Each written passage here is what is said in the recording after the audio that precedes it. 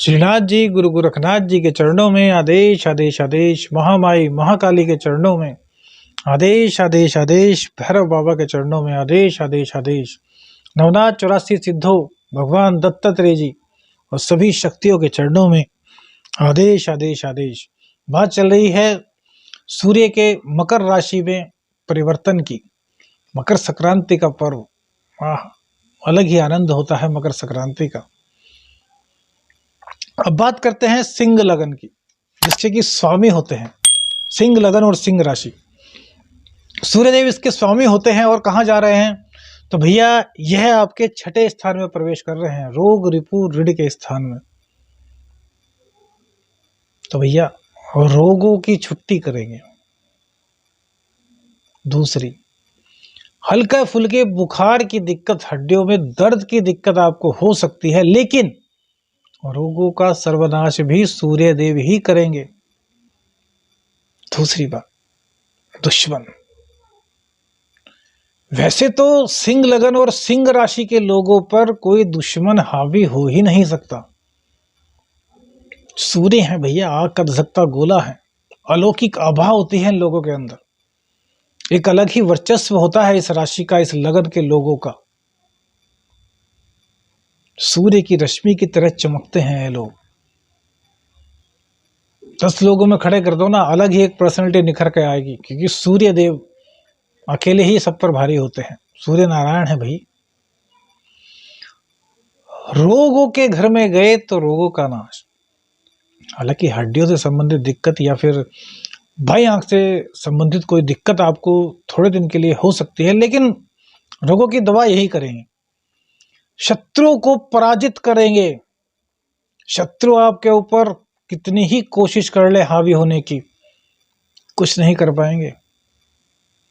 आएंगे, नतमस्तक होंगे और चले जाएंगे। क्यों भैया? सूर्य देव है, कौन टिकेगा? आग में जलना कोई नहीं चाहेगा।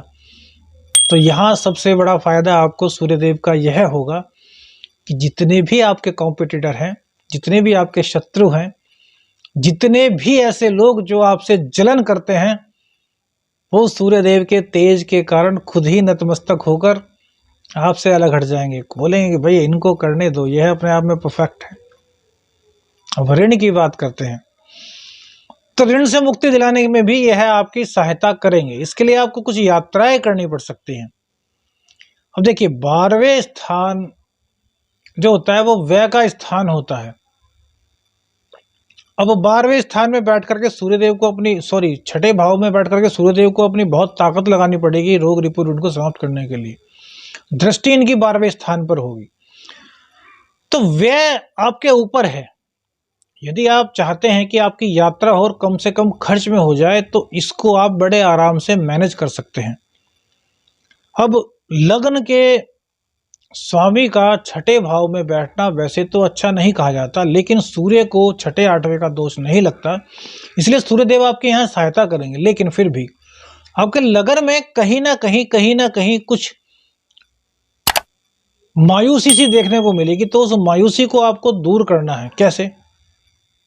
घूमना, यात्रा करने के ये परिचायक बनेंगे तो यात्रा कीजिए। यात्रा ऐसी कीजिए जिसमें आपका खर्च कम से कम हो और आपको अगर कुछ लाभ ना भी हो तो ज्ञान तो कम से कम मिले।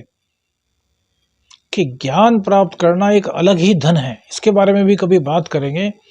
जो धन है ना, खर्च हो जाता है, आता है खर्च हो जाता है, इसके बिना किसी का कार्य नहीं चलता। हम भी हैं, हमें भी धन चाहिए, आपको भी धन चाहिए।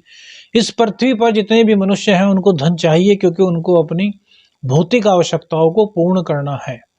लेकिन ज्ञान ऐसा धन है जिसे आप जितना ज्यादा बांटोगे उतना ज्यादा ही आपका ज्ञान बढ़ेगा।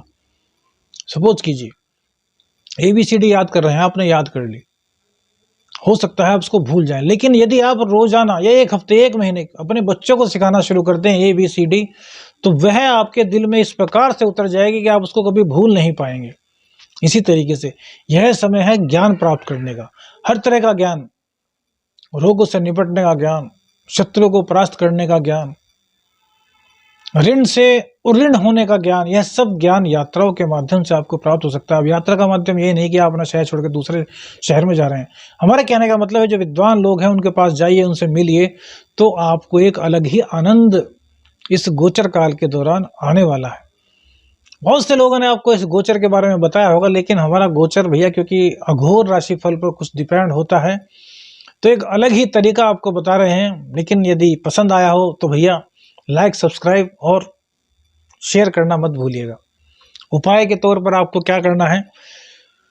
उपाय के तौर पर आपको रोजाना पक्षियों को थोड़े से गेहूं खिला देने हैं।